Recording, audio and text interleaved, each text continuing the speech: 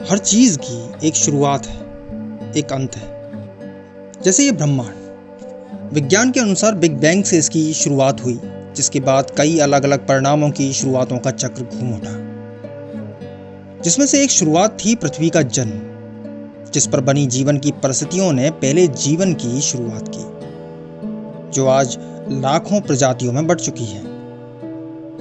इसी तरह हम सभी की भी एक शुरुआत है, जिसका अंत भी उसी तरह निश्चित है जिस तरह इस संपूर्ण जीव जगत, पृथ्वी और इस ब्रह्मांड का है। लेकिन प्रश्न यह है कि शुरुआत का अर्थ ही क्या है, जब उसे एक न एक दिन नष्ट ही होना है। यानी क्या उद्देश्य है आपके, मेरे या इस ब्रह्मांड के वजूद के पीछे? आखिर ये क्यों ऐसा है? क्यों सभी के लिए होते परिवर्तन, घटनाएं, साधन अलग अलग हैं?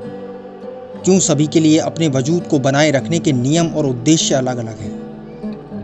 क्या इन क्रिएशंस के पीछे कोई और विज्ञान है, जिसके किसी खास उद्देश्य को हम इन करोड़ों परिणामों के रूप में देखते हैं? वह विज्ञान जो ऊर्जा के प्रवाह को एक सांचे में ढाल कठपुतली की तरह नियंत्रित करता है अपने ही उद्देश्यों को पूरा कराने के लिए। क्या है यह विज्ञान? यह कैसे कार्य करता है? और क्या है इसका उद्देश्य इस सृष्टि को वजूद में लाने के पीछे? इस भाग में हम इस सृष्टि के प्रत्येक परिणाम के पीछे मौजूद ऊर्जा के प्रवाह को समझेंगे, जिसे आप और हम सोल या जीवात्मा का नाम देते हैं, जिसे हमारी थ्योरी में नाम मिला है सिंगुलैरिटी। हम में से सभी की एक सोच है, तस्वीर है जीवात्मा के प्रति। कुछ के लिए तस्वीर मात्र एक कोरी कल्पना है, तो किसी के लिए ईश्वर का द्वार। लेकिन कुछ तो है हमारे वजूद के पीछे, जहां बनते अर्थ को हम अपनी चेतना से अपने जीवन में होने वाली घटनाओं को ऑब्जर्व कर कर्म करते हैं, और अर्थ के नष्ट होने पर एक बेजान देह में बदल जाते हैं, जिसका कोई भी समय निश्चित नहीं। हम अपनी थ्योरी के माध्यम से इस अर्थ को और अधिक स्पष्ट करने का प्रयास करेंगे, जो आपकी सोच को, आपके तथ्यों को वास्तविकता से एक रूप होने में मदद कर सके। हम जानेंगे कि हमारे वजूद के पीछे का वास्तविक रूप क्या है, ये कैसे कार्य करता है, कैसे यहाँ से एक परिणाम का वजूद मुमकिन होता है। हम जानेंगे कि क्या सभी परिणामों की ऊर्जा का केंद्र या जीवात्मा अलग अलग है, या एक ही केंद्र है बहुत से परिणामों का। और सबसे महत्वपूर्ण सवाल, क्या एक जीवात्मा की भी कोई शुरुआत या अंत है?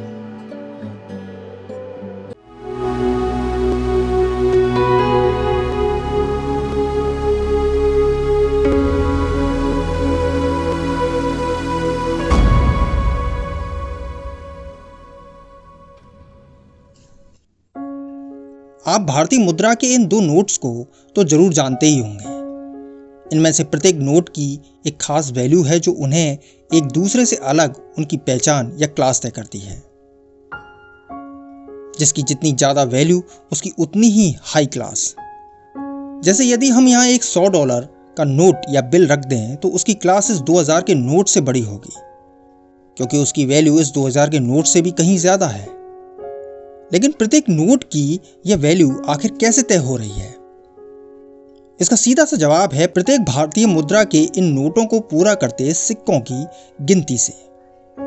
जैसे इस 100 रुपए के नोट में मौजूद 10,000 पैसे या पेनीज अपनी वैल्यू को संयुक्त रूप में जोड़कर इस नोट को 100 रुपए की वैल्यू दे रहे हैं, जो 100 रुपए की कीमत चुका किसी वस्तु को प्राप्त कर सकता है। यानी कि यदि हम इस नोट में से सभी पेनीज को निकाल दें, या एक भी पेनी निकाल दें, तो इस नोट का कोई अस्तित्व ही नहीं रहेगा। यहां इस नोट को आप इस भौतिक संसार के प्रत्येक परिणाम से जोड़कर देखिए, जिसमें आपका शरीर भी शामिल है, जो नोट की वैल्यू की तरह अपनी एक खास इंटेंसिटी दर्शाता है। और जिस प्रकार एक नोट की वैल्यू तय करती है कि वह कितनी कीमत तक की वस्तु को खरीद सकता है, उसी तरह प्रत्येक परिणाम की इंटेंसिटी तय करेगी कि वह समय की किस गति पर अपने जीवन में होने वाली घटनाओं और किन किन संसाधनों, परिणामों का ऑब्जर्वेशन कर सकेगा। यह इंटेंसिटी जितनी अधिक, उसके लिए समय की गति भी उतनी ही अधिक रहेगी। अब क्योंकि हम जानते हैं कि एक नोट की वैल्यू उसकी खुद की नहीं है, या उसने खुद से जनरेट नहीं की है, वो तो मात्र एक पक्ष है, एक प्रेजेंटेशन है 10,000 पैसों के संयुक्त रूप को 100 रुपए की वैल्यू के रूप में दर्शाने के लिए। उसी तरह हमारा शरीर या कोई भी भौतिक परिणाम एक पक्ष है हमारे विपक्ष में मौजूद उन अरबों कीज का, जिनके संयुक्त रूप को हम अपने शरीर, जीवन की घटनाओं या अन्य परिणामों के रूप में देखते हैं। वे कीज जो प्रत्येक परिणाम की इंटेंसिटी तय कर, उसकी चेतना को जन्म देकर उन विशेषताओं को पहचानने में मदद करेगी जो सभी कीज के संयुक्त रूप को उसकी शरीर की आकृति, रंग रूप के रूप में दर्शाएगी, जिसके अनुसार वह अपने साधन को पहचान कर कर्म करेगा। इसे आप इस 100 रुपए के नोट से ही समझिए और कल्पना कीजिए इस नोट में चेतना है, जो इस नोट के विपक्ष में मौजूद 10,000 पैसों के संयुक्त रूप से जन्म ले रही है, जो इस नोट को उसका रंग, आकार, उसकी विशेषताएं, उसकी वैल्यू और साधन या वे चीजें जिन्हें वह खरीद सकता है को पहचानने में मदद कर रही है। लेकिन क्योंकि नोट के विपक्ष में सभी पैसे एक ही प्रकार के हैं, यानी जो एक पैसे की वैल्यू है वही बाकी के 9,999 पैसों की भी वही वैल्यू होगी, तो इनसे जन्म लेने वाली संयुक्त वैल्यू भी एक ही प्रकार की होगी। यानी यह नोट संपूर्ण दुनिया में भारतीय मुद्रा के रूप में ही जाना जाएगा, चाहे आप इसे कहीं भी ले जाएं। लेकिन हमारी या किसी भी परिणाम की चेतना अपने परिदृश्य के अंतर्गत आने वाली सैकड़ों घटनाओं, परिणामों को समझ और महसूस कर सकती है, और चेतना के इस विशाल आकार को केवल एक ही प्रकार की इंटेंसिटी लिए की से जन्म देना पूरी तरह नामुमकिन है। यदि ऐसा होता तो हमारी चेतना इस नोट की तरह केवल एक ही परिणाम, घटना या संभावना की ओर ही केंद्रित रहती, परंतु ऐसा है नहीं।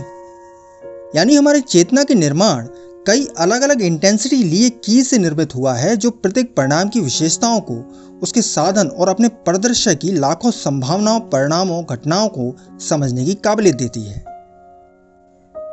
जैसे यदि हम इस 100 रुपए के नोट को पूरा करते 10,000 पैसों में से 5,000 पैसे निकाल के 5,000 सेंट्स, जिसे पेनीज भी कहते हैं, मिला दें, तो अब यह नोट दो प्रकार की वैल्यू लिए पेनीज के संयुक्त रूप को 50 रुपए और $50 के रूप में दर्शाएगा।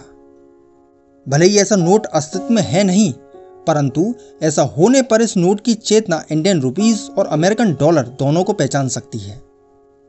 और इतना ही नहीं, अब इस नोट की वैल्यू और क्लास 10,000 पेनीज लिए इस 100 रुपए के नोट से भी कहीं ज्यादा होगी।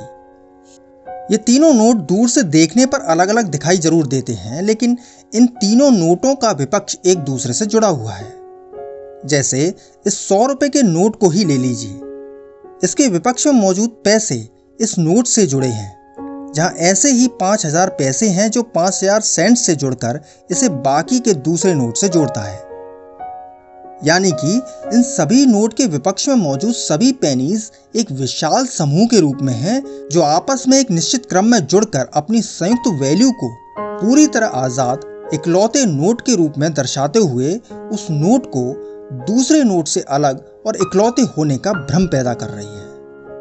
ठीक इसी प्रकार आपके या किसी भी परिणाम के विपक्ष में मौजूद कीज का एक विशाल समूह मौजूद है, जिनमें से कुछ खास कीज निश्चित क्रम में जुड़कर एक परिणाम की संयुक्त इंटेंसिटी तय करती है। यह निश्चित क्रम उस परिणाम का कोड कहलाता है, जो उसकी विशाल चेतना को जन्म देकर उसे कई परिणामों, घटनाओं और अपने परिदृश्य की लाखों संभावनाओं को समझने की काबिलियत देती है। कीज का यही विशाल समूह सिंगुलैरिटी कहलाता है। सिंगुलैरिटी को आप इन सभी सिक्कों के विपक्ष में कार्य करते पेनीज के समूह से जोड़कर देखिए, और जिस प्रकार एक ही पेनीज के समूह से कई अलग अलग नोटों का निर्माण हो रहा है, उसी तरह यह मुमकिन है कि एक ही सिंगुलैरिटी से कई अलग अलग परिणामों का वजूद हो, जो आप ही के साथ इस पृथ्वी पर या पृथ्वी से परे किसी दूसरे टाइम सर्कल में अपना जीवन व्यतीत कर रहे हों। हालांकि इस तरह की मल्टी डायमेंशनल सिंगुलैरिटी के लिए उसका अत्यधिक विशाल आकार का होना बेहद जरूरी है, परंतु सिंगल डायमेंशन में मल्टीपल रिजल्ट के लिए उसके पास सिर्फ एक कीज होना जरूरी है जो किसी रिजल्ट के कोड को पूरा कर सके। यह तथ्य बेहद ही चौंकाने वाला है कि एक ही अभौतिक विपक्ष से एक साथ कई परिणामों का अस्तित्व संभव है। जैसे जिस सिंगुलैरिटी में आपका जन्म हुआ है, हो सकता है वही सिंगुलैरिटी आपके भाई बहन, जीवन साथी, माँ बाप या पृथ्वी पर कहीं और किसी अन्य का भी जन्म स्थान हो। और यह भी जरूरी नहीं कि किसी सिंगुलैरिटी से केवल इंसानों का ही जन्म हो। लेकिन यह तथ्य बहुत से व्यक्तियों की एक जीवात्मा जैसी विचारधारा में विरोधाभास भी पैदा करता है, जो कि पूरी तरह सत्य भी है, परंतु उस तरह नहीं जिस तरह हम इसे समझते हैं। इन करेंसीज को ही ले लीजिए। भौतिक रूप से ये सभी नोट अलग अलग हैं और उनके अभौतिक विपक्ष भी, जिसे आप इनकी जीवात्मा भी कह सकते हैं। परंतु प्रत्येक अभौतिक विपक्ष एक दूसरे से जुड़ा हुआ है, जो मिलकर एक समूह के रूप में सिंगुलैरिटी को दर्शाते हैं। लेकिन प्रत्येक नोट के लिए यह सिंगुलैरिटी या यह समूह उस नोट को पूरा करते पेनीज तक ही सीमित रहेगी। यानी प्रत्येक नोट उन पेनीज के परे कभी नहीं जा सकता जिनसे उसका निर्माण हुआ है। तो यह सिंगुलैरिटी या यह समूह प्रत्येक नोट के लिए उसकी इंडिविजुअल जीवात्मा या अभौतिक विपक्ष के रूप में होगी, ना कि मल्टीपल करेंसीज को जन्म देती एक विशाल समूह के रूप में। उसी तरह प्रत्येक परिणाम का संबंध उसके अभौतिक विपक्ष में शामिल कीज से संबंध रखता है, जिससे उसका वजूद है। उन कीज के परे क्या है वह जीते जी कभी नहीं जान सकता। तो उसका अभौतिक विपक्ष उसकी इकलौती जीवात्मा के रूप में होगा, भले ही वह विपक्ष एक विशाल सिंगुलैरिटी के रूप में अनेकों परिणामों को जन्म क्यों ना दे रहा हो। लेकिन यह विशाल समूह आता कहां से है? कैसे एक सिंगुलैरिटी का निर्माण होता है? इसका जवाब छुपा है क्लिपिंग्स में।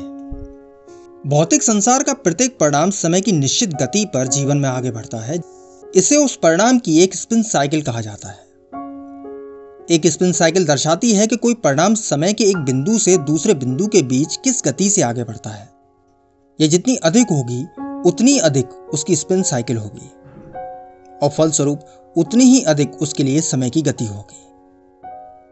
प्रत्येक स्पिन साइकिल के पूरा होने पर उस परिणाम के अभौतिक विपक्ष में शामिल सभी कीज में हो चुके परिवर्तनों की एक छवि नई वाइब्रेशंस के रूप में क्लिप करती है।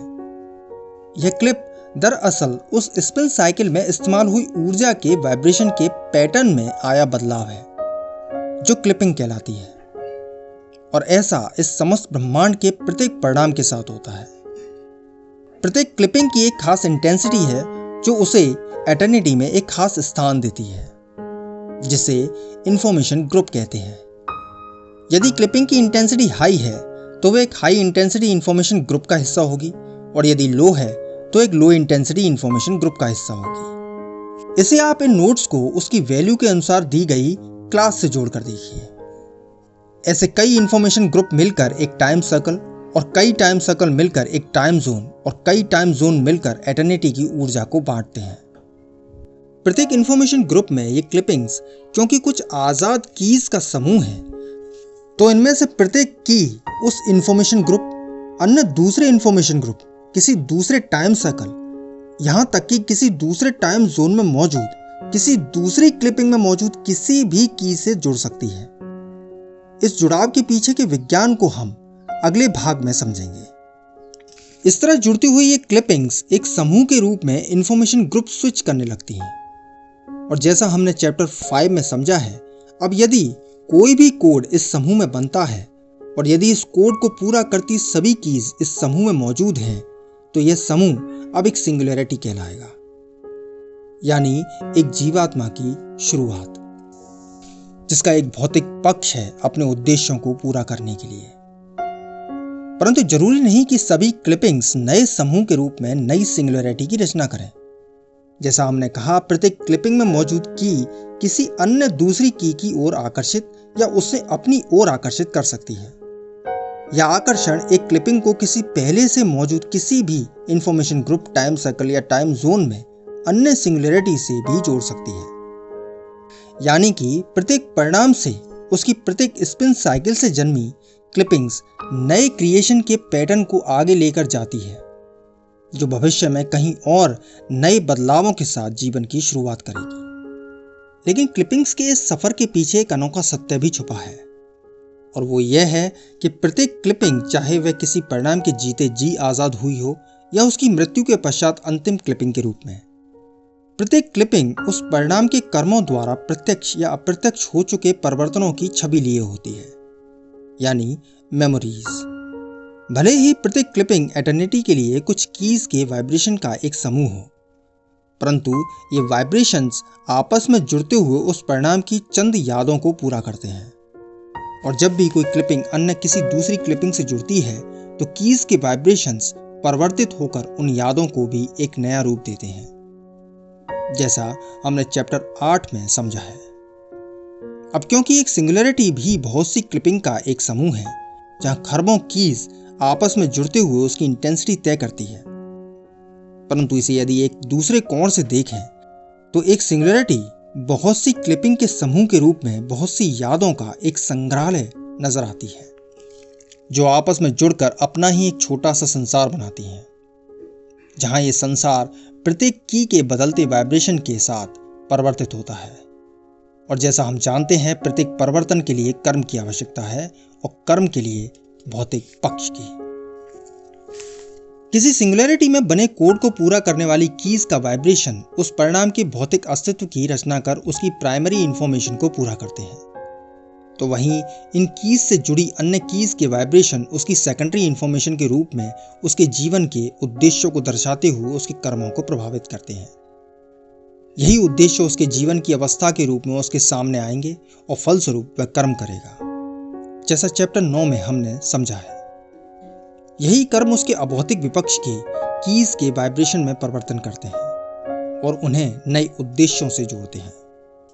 किसी सिंगुलैरिटी में बनते इन कोड्स और इन कोड्स को भौतिक पक्ष में परिवर्तन करती संख्या निर्भर करती है उस सिंगुलैरिटी के आकार और कीज की इंटेंसिटी के अनुसार उपलब्ध जानकारियों पर। यानी यदि किसी सिंगुलैरिटी में ये 3 कोड्स बनते हैं और यदि सिंगुलैरिटी के पास इन तीनों कोड्स की इंटेंसिटी के अनुसार पूरा करती सभी कीज मौजूद हैं, तो ये तीनों कोड इंडिविजुअल भौतिक पक्ष के रूप में भौतिक संसार में जन्म लेंगे। जहां यदि ये तीनों कोड एक इंसान के हैं तो एक इंसान के रूप में, और यदि तीनों कोड अलग अलग प्रजाति के हैं तो अलग अलग प्रजाति के रूप में। और इस तरह एक सिंगुलैरिटी एक या एक से अधिक भौतिक पक्षों के कर्मों से जन्मे परिवर्तनों से लगातार परिवर्तित होती है। प्रत्येक परिवर्तन से नई उद्देश्य, कर्म और फिर परिवर्तन का चक्र लगातार जारी रहता है। कुछ यादें मिटती जाती हैं, कुछ नए रूप में परिवर्तित हो जाती हैं। पर इस चक्र का मकसद क्या है? चलिए, यह तो समझ आता है कि अभौतिक विपक्ष को भौतिक पक्ष की आवश्यकता इसलिए है क्योंकि उसे अपने उद्देश्य को नए परिवर्तन तक पहुंचाने के लिए कर्म की आवश्यकता है। परंतु हुआ परिवर्तन स्वतः ही एक नया उद्देश्य दर्शाता है, जिसे फिर से कर्म की आवश्यकता है। तो इस उद्देश्य और परिवर्तन का आखिर मकसद क्या है? यानी हमारे होने का मकसद हमारे अभौतिक विपक्ष के उद्देश्यों को पूरा करना है, लेकिन हमारे अभौतिक विपक्ष का क्या मकसद है उद्देश्य और परिवर्तन के चक्र में बंधे रहने के पीछे? यह वह रहस्य है जो भौतिक संसार की उत्पत्ति के पीछे के कारणों को उजागर कर सकता है। क्या मकसद है सिंगुलैरिटी का? यह लगातार होते परिवर्तन उसे कहां लेके जाएंगे?